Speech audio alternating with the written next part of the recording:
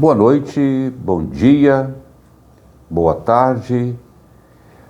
Eu sou Azoil Zerbinato, sou psicólogo trabalhando por videoconferência, residindo na cidade de Niterói.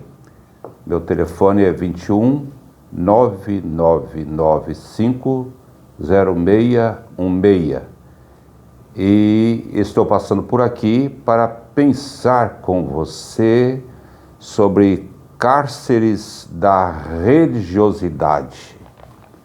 Cárceres da religiosidade. E eu começo pensando em Jesus Cristo, com poucas pessoas simples, com pouco mais de 3 anos de trabalho em conjunto, revolucionaram o mundo e continuam revolucionando o mundo com os seus escritos. Foram especialmente arrastados pelos ensinamentos e pelos exemplos, pelo ministério de Jesus Cristo.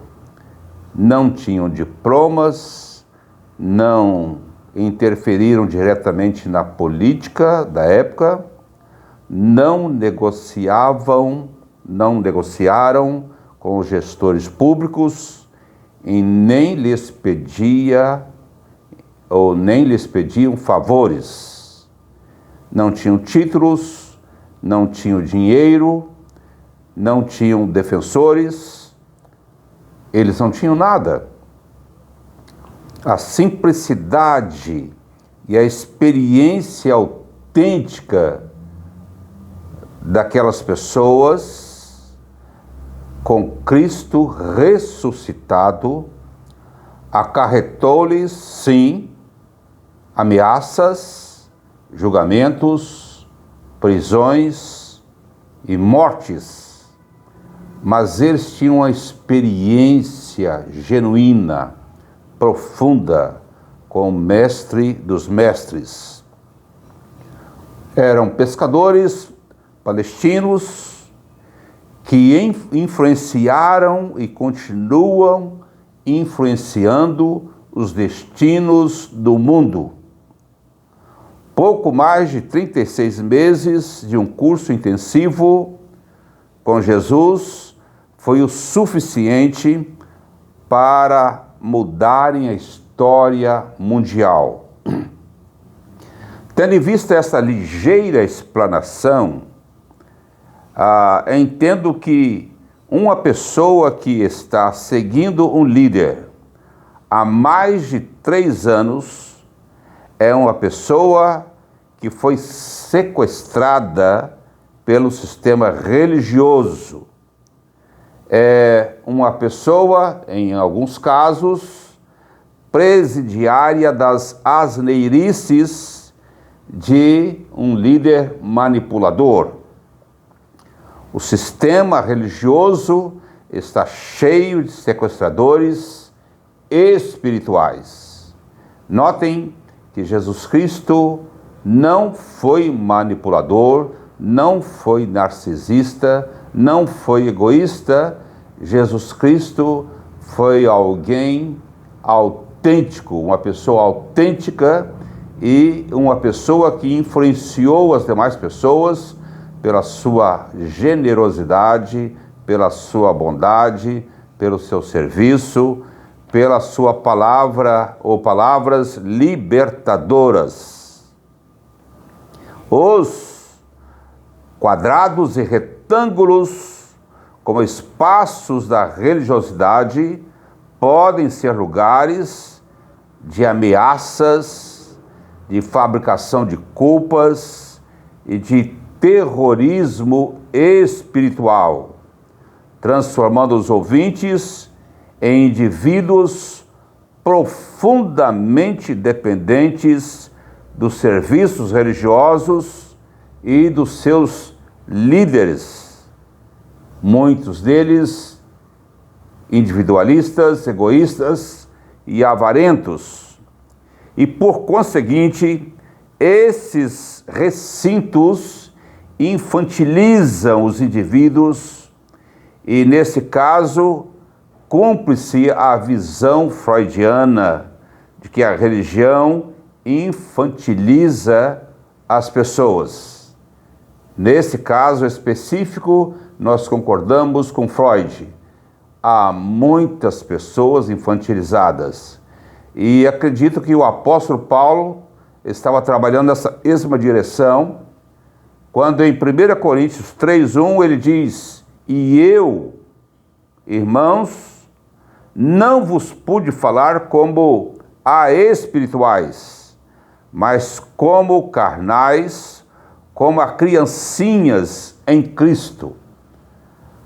Há um grupo de pessoas que não cresce, que faz a opção pela pequenez. E nesse caso, são infantis, infantilizados. E aí a religião funciona como um espaço de infantilização. São orfanatos, onde as crianças nunca crescem, porque não querem perder doces e pipocas, aqui de uma forma metafórica. Preferem ser dominadas do que se arriscarem em busca da liberdade, porque a liberdade impõe responsabilidade e riscos. Não são todas as pessoas que querem liberdade, porque liberdade impõe, repito, responsabilidade e riscos. Tem medo de perder as referências opressoras. Talvez 95% dessas pessoas que se submetem a este estilo de vida é porque tem medo, simplesmente porque tem medo do inferno. E talvez 5% vivem luxuosamente do medo que essas pessoas, 95%, têm do inferno. No meio dessas multidões, existem aqueles seguidores que possuem uma fé grande, enorme, nos seus mitos, nos seus gurus, nos seus profetas, nos seus apóstolos, e uma fé pequena em Deus. Possivelmente elas se interessem mais pelos seus ídolos do que pelo Deus verdadeiro, Criador e sustentador de todas as coisas. E especialmente nesse cenário, preciso concordar com Marx, quando diz que a religião é o ópio do povo. Eu preciso concordar com ele. O ópio provoca euforia, provoca dependência física, provoca ansiedade e provoca decadência intelectual. Então, nesses casos específicos, a religião funciona como o ópio do povo. E o sentimento infantilizado e o sentimento de dependência levam o indivíduo a terceirizar a sua espiritualidade, seduzindo-o para a fila de consumidores de bens e serviços religiosos, onde se promete bens materiais, a realização de sonhos de consumo, com especialistas em autoajuda, com diferentes horários, com temas diversificados, em troca de generosas ofertas. É o mercado da fé. E aí o indivíduo é absorvido pela massa. O seu eu é dissolvido. Ele acaba sentindo prazer pela massa que o envolve. Há um sentimento nele de pertencimento. E ele fica hiperinflado e idolatra o mito que está à frente daquele rebanho. Só que, com o tempo, vai acontecendo uma erosão do seu senso crítico. Vai perdendo essa noção de criticidade. E tantos mantras repetidos, o seu córtex cerebral, ou melhor, o seu córtex frontal, normatiza as bizarrices, as tolices, os absurdos, os abusos contra ele mesmo.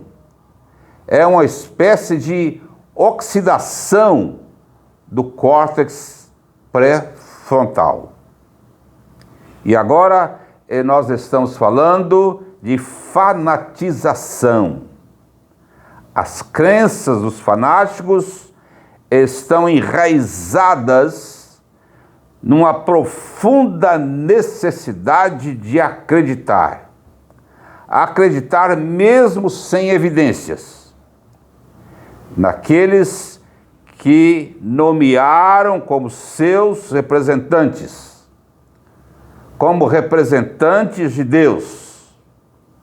São seus procuradores, com poderes absolutos sobre suas vidas.